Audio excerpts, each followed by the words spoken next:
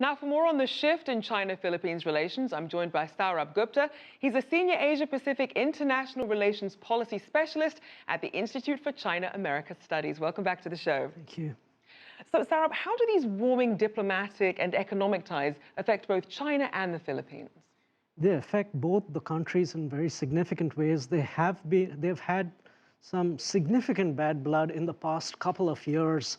And so it creates an enabling environment to be able to reach solutions to difficult problems, particularly difficult problems on the strategic side, but also to enhance cooperation on the economic side. And there's immense scope for that. So once you have that balance now of increasing trade ties, how does that affect tensions then, since you have the territorial issues as well? This can be an excellent grease to help begin to solve some of those territorial issues. It creates that enabling environment. That enabling environment must first and foremost come from political leaders. It came from President Duterte in his visit to Beijing last October. And that is being carried through initially on the economic side, which will continue for a long time. But then the effect of that will also play favorably on many of the strategic and political questions and maritime questions, as you mentioned. And we're seeing China move forward. It announced that it would invest $3.4 billion in infrastructure projects this year. And President Duterte also plans to attend the One Belt, One Road Summit in Beijing in May. How do you think all that's going to affect the economy there? Oh, it certainly will affect the Philippines economy. The Philippines economy, it's a developing country like China, like most of ASEAN, and there's a huge unmet requirement for infrastructure in these countries. That's why all these countries were so quick to get on board the Asia Investment Infrastructure Bank. And from that perspective, this will be helpful. But we also need to look a little beyond infrastructure. There had been issues at the time of their bitterness on Chinese embargoes, on pineapples, on bananas. Those are now open. Those are export markets open to China. You'll see Chinese tourists coming to Philippines and going to the beaches out there. That's a revenue spinner for the Philippines. And you can also have in areas where they do think, areas like agricultural research, building up an emergency rice reserve.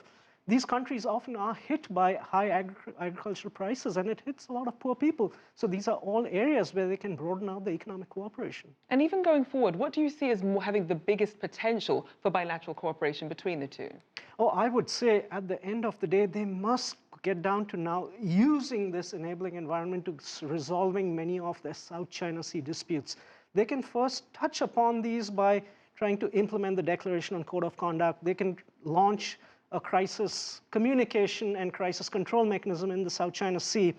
But they need to get down and try to creatively find avenues to solve issues where they had overlapping claims in the South China Sea, where the court at The Hague did rule. And there are creative ways around it in which that can be resolved, including the way the issue of traditional fishing rights around the Scarborough Shoal was resolved. That's what the court said, and that's what the Chinese did. But they did it in a very creative fashion, and these can be done with regard to Mischief Reef and the land reclamations there in terms of joint development of oil and gas in the Philippines EEZ. So these are the areas they need to be focusing on, using this enabling environment as an enabler. Now, we are seeing this rising trust of Chinese from the Philippines. Why do you think we're seeing that? Asian democracies, and Asia doesn't have many democracies, but it does have a few democracies, and these are young democracies. And the tendency in young democracies is to have a very volatile public opinion. The past few years have been harsh for China-Philippines relations, and the Filipino audience was told about China continually stealing its resources, even though these were all in disputed areas. Now that is behind us. So there's an opportunity to show that people don't need to be brainwashed and not brainwashed, and what the potential for cooperation is, and that itself will improve the way China is viewed in the Philippines. And to that note, we know that the Philippines Trade Secretary Ramon Lopez said that the Philippines and China are also due to sign a 6-year development program for economic and trade cooperation. How do you think this speaks overall to relations between the two countries going forward? It just shows what a tremendous leap it has been just from a year back. And the most important point coming out of this is it's about statesmanship and political leadership. If there's statesmanship, if there's will, and if there's political leadership, many of the intractable issues in Asia, and there are many, can be resolved within a broader context of cooperation. And the Philippines and China are showing exactly that. And anything you see as a potential challenge to the relationship going forward?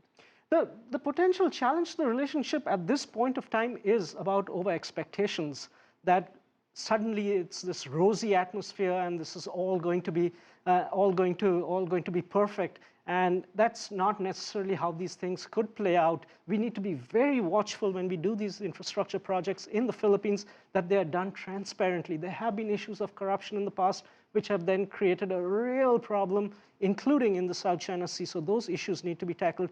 And there is the continuing issue. The United States is an ally of the Philippines, and the United States has a fairly heavy naval presence in the South China Sea and uses those bases. And that itself can become a complicating factor. It was in December with that UUV incident, which was in the Philippines, EEZ, and that there's always that scope that a small trigger can create a larger complication and send what is moving forward in such a positive way, it might again start going backwards. All right, unfortunately, we'll have to leave it there. Always good having you on. Sourabh Gupta from the Institute for China America.